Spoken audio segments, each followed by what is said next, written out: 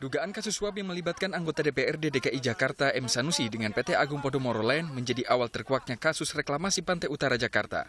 Di dalam proyek reklamasi ini didapati Raperda Rencana Tata Ruang Kawasan Strategis Pantai Utara Jakarta dan Raperda Zonasi yang menjadi perdebatan. Ada dua pasal Raperda yang belum disahkan menjadi perda. Pasal itu yakni revitalisasi kawasan utara Jakarta dan revitalisasi daratan Jakarta secara keseluruhan, serta tambahan kontribusi sebesar 15% yang dibebankan kepada pihak pengembang. Di pasal sebelumnya disebut hanya 5% beban kewajiban pengembang. Ahok menilai hal inilah yang menjadi celah praktik suap bisa terjadi.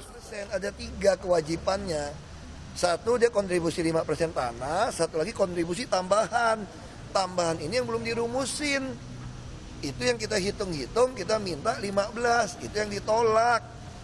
Malahan dia pengennya 5% ini dipakai buat menuhin. Saya kan bilang 15% tambahan buat mendukung infrastruktur, ngembangun daratan, ngembangun tanah 5%. Malahan mereka mau usulnya itu, oke, kita bantu bangun daratan.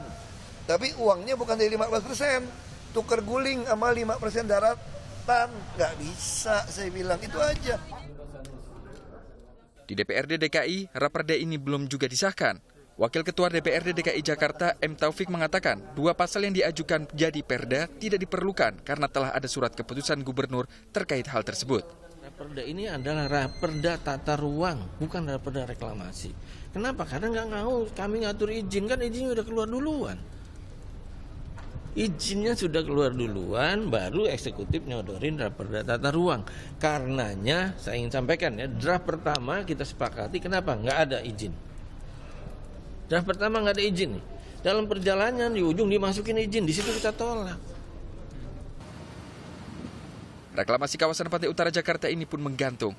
Sekretaris Kabinet juga menyebut persoalan reklamasi bermuara pada kontribusi pengembang yang tidak diatur dalam Perpres dan seharusnya diatur dalam Perda. Permasalahan dari reklamasi Jakarta ini adalah persoalan